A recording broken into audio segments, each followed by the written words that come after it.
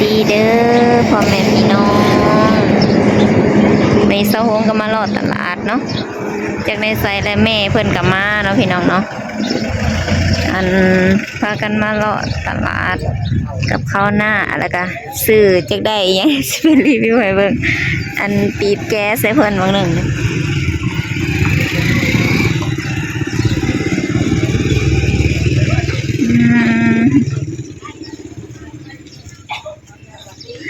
ได้ยังแล้ว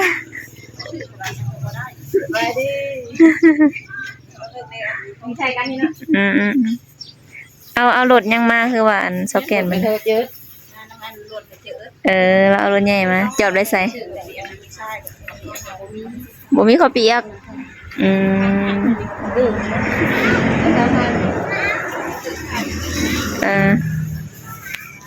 มาซื้อข้าวเปียกให้ลูกชายเห็นป่ะได้บักช่วยเนี่ยได้มาพูดกับมันแต่นี่แหละเขาตามมันพี่น้องซื้อไปให้ป้าเพอแน่อันนึงหมกแตงนะพูดอยู่นั่นน่ะบ่ได้จบนะบ่งามบ่ไปรออีกตินี่ไปพูดสิพูดเอาไปเท่าเฮ็ดเสืองานแบบงานแล้วบ่ได้โยไอ้เด็กมัน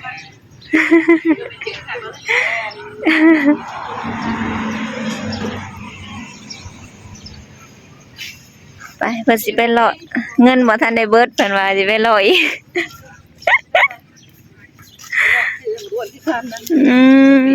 กระโพด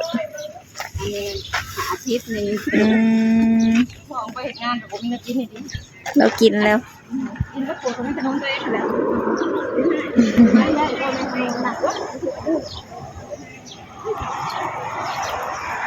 ไปรอตลาดพร้อมกันเลยพี่น้องได้เงินงบ100,000เพิ่นว่ามีงบอยู่100,000จักสิเบิดเท่าใดมันบาทก็ประมาณ150 บาทพี่น้องมานำรถละบ่าว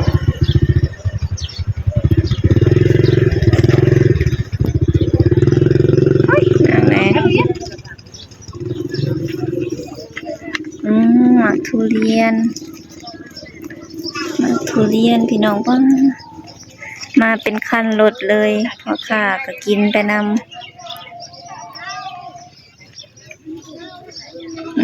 ตลาดข้าเจ้าเริ่มเลิกบ่ได้พอมันสวยเนี่ยแล้วเนาะ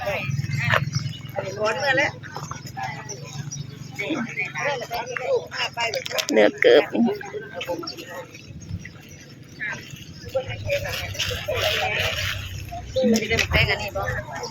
หมกแตงต่ำเวลาจังซื้อมากก็ได้บ่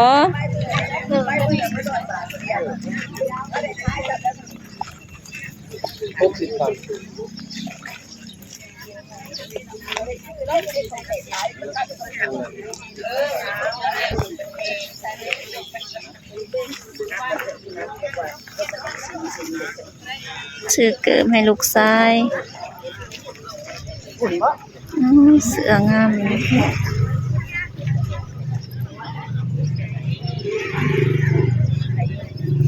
เสื้อวัยรุ่นได้เกิบซื้อเกิบให้พระสามีคู่หนึ่ง60,000ซื้อหมกแตงให้ป้าเพอเราสั่งเมื่อวานนี่ก็เลยว่าซื้อให้มันนี่ซะอันเธอหมกเต้นก็กับเพิ่นนะ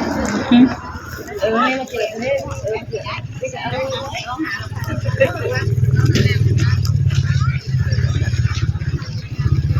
สัมผัสหรอซื้อข้าวปุ้นนี่ขายดีบ้านอันนี้มากินข้าวปุ้นเนาะพี่น้องเนาะคนกาสิเริ่มเด้อแม่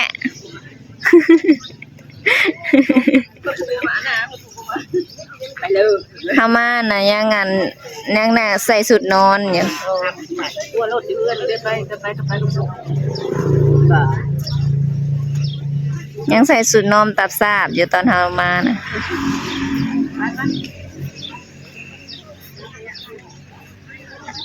เ เ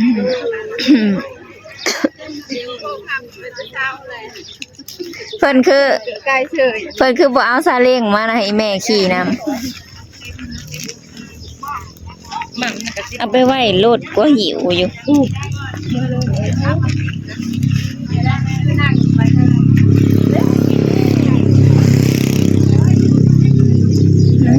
เคปก็ขายดีเลยพี่น้องเลย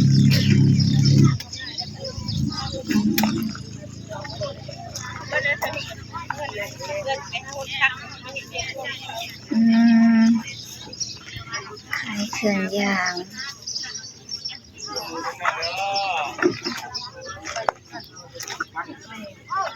สะฮงบ่ได้ซื้อหยังมื้อนี้ก็ได้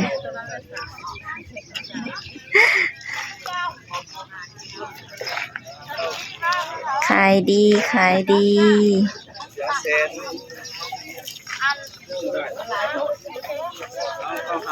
กับหมู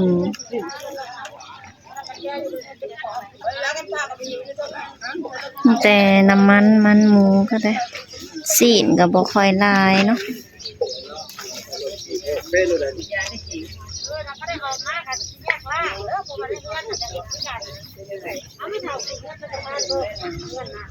ป้าสุดเซ็กซี่อยู่พุ่นทางหลังพุ่นเนาะเฮ็ดง่ายใช่บ่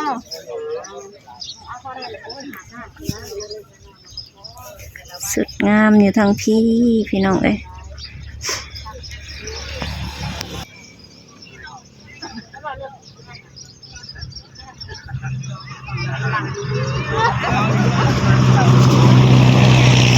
มีแต่น้ำมัน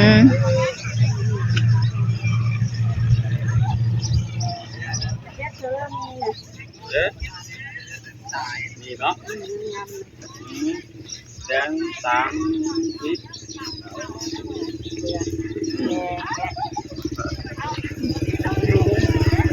เนาะตัวละ60มัน100นึงบ่ปลาพานุ่มยีน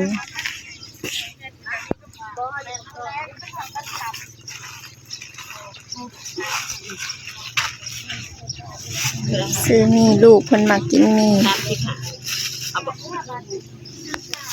มาแล้ว หิวเข้าไปหมด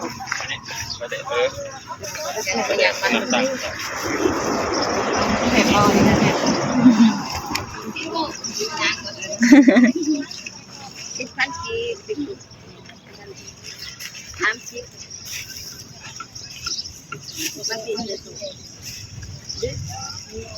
ไปเถอะตับมันจะเบอร์โอ้คุณ14ให้เนี่ยงามมะลิสุดทางผม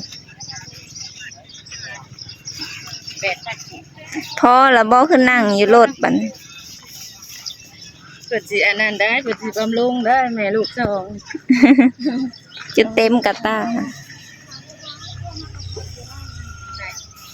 ว้าวพี่น้อง เสืองามเสือเซ็กซี่เนาะคนเลยหมดแล้วคนก็ได้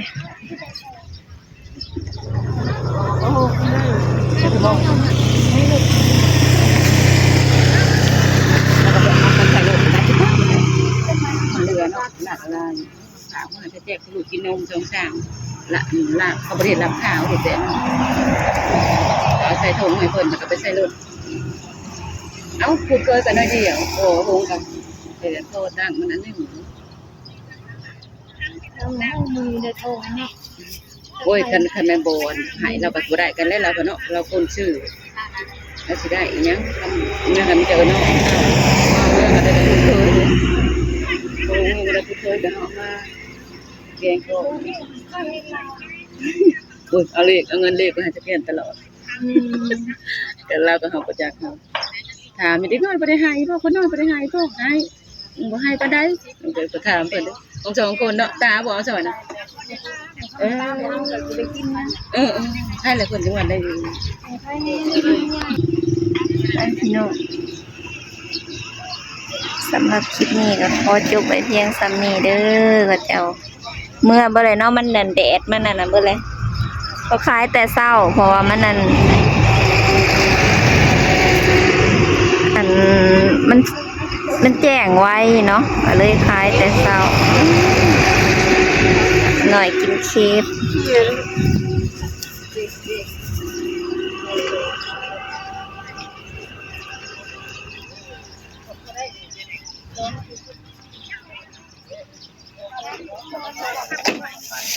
สะหงก็สิได้เมื่อแล้วบัดนี้ก็พอกันใหม่คลิปหน้าเด้อพี่น้อง